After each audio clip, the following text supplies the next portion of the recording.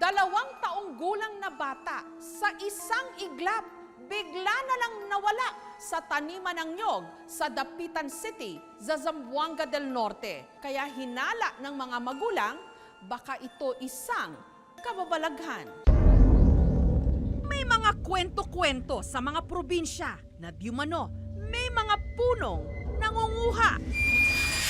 Pero ang dating laman lang ng mga kwentong bayan, pinaniniwala ang nangyari sa bahaging ito ng kabundukan ng Barangay Maria Cristina sa Dapitan, Zamboanga del Norte.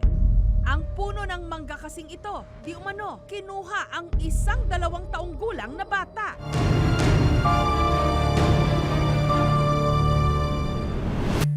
Annalyn, kain muna kayo. May dala kang pagkain. Magtatanghali nitong July 10, pag-uwi ni Arcelita sa kanilang bahay, napansin niyang wala rito ang kanyang bunso, ang 2 taong gulang na si Billy.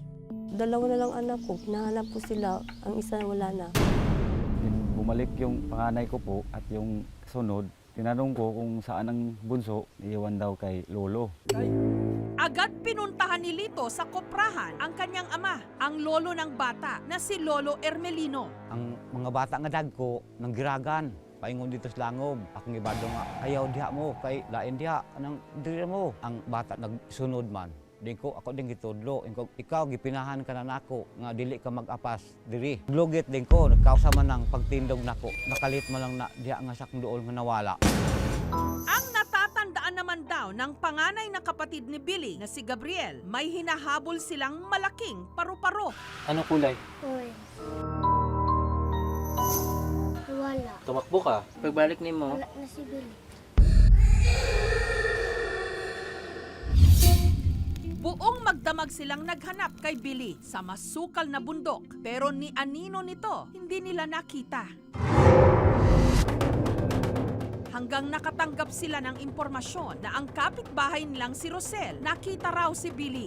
Tumakbo po siya. Punta po doon sa puno ng mangga, umiiyak siya. Tapos ilang minuto po, nadinig ko na tumama yung bata. Doon na po, hindi ko na po siya nakita. Dahil dito, kumonsulta na sila sa mga albularyo. Karon subay nako sa dalan, kita man ako ng mangga, katako kay puno, katabati man ko og iyak sa bata. Ang kumuha raw kay Billy, Enkanto. Pero lang wala dire kanal-kanal. Prera nato, pero dili nato makita. Akan tong namuyo atong manggaha, usak ta sila ka pamilya.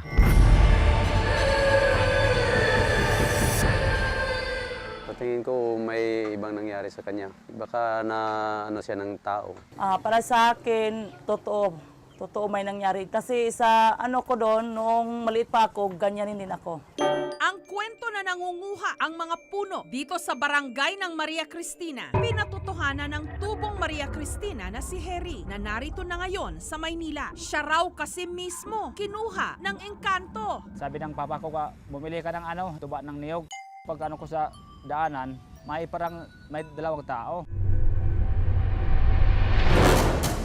Pag nilala ko sa yung Tibali Bundok, bakit yung salahan ko sa iyo? So, tapos nakikita yung yung ibon na yan. Sabi ko sa sa isip ko, yun pala yung tinira ko na yung ibon. Sabi yan, naalala mo na may kasalanan ka sa akin kasi yung ibon alaga namin. Makalipas lang ang 5 oras, nagising na lang daw siyang nakasabit sa puno ng balete. Iyak na iyak ako. Yung isang barangay sa amin, ninanap na ako. Sinauli ako mga madaling araw na alauna. Dumating din ang isa sa mga albularyo na kinonsulta ng pamilya at anya ibabalik ng puno si Billy. Butan ako na Bernes. O basta iuli ng bata nila. Kung sa orasa? Alas 12 yun. Nitong Biyernes, pinuntahan na ni Tatay Juanito ang puno.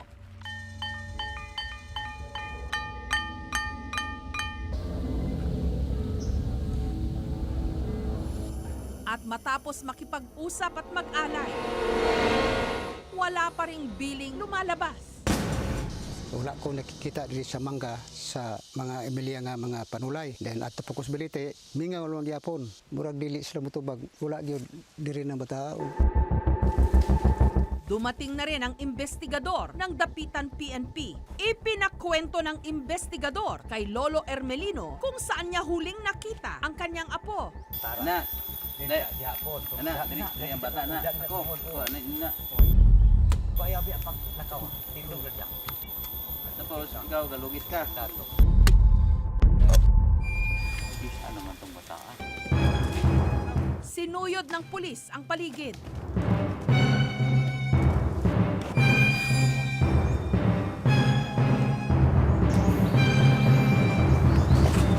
Hindi sunod ani.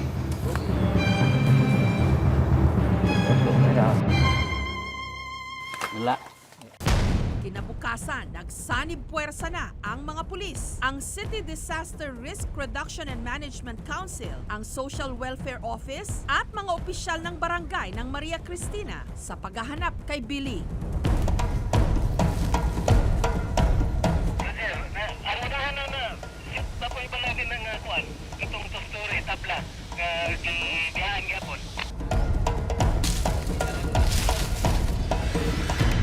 Sinili pati ang mga bangin.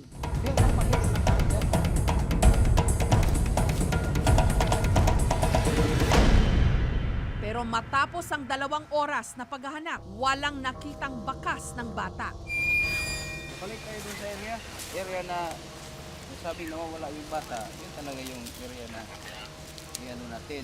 Bumalik ulit ang investigador kung saan huling nakita si Billy. At dito, meron silang napansin. Ang 2 taong gulang na batang si Billy nawawala mula pa nitong July 10. Ang umuugong na kwento sa kanilang barangay, kinuha ito ng puno na pinamamahayan daw ng mga engkanto. Ang kapitbahay ng mag-anak ni Billy na si Rosel, nakita raw ang huling nakasama nito. Parang Kuya Lito po. Kamukha ng tatay ng bata. Tapos dalang-dala na po niya. Nakita ko po ng bata. Hindi ko na siya kayang mahawakan. Hindi po ako. Sabi nga nila, ang engkanto daw, marunong gaya-gaya ng mukha mo. Samantala, sa paglilibot ng mga pulis sa lugar kung saan huling nakita si Billy, meron silang napansin.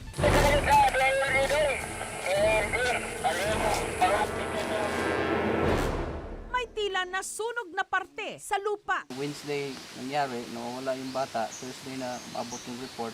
Bakit daw po sila nagsunog? Maraming lamok daw. Ang sabi ko, dito kasi area of concentration ko.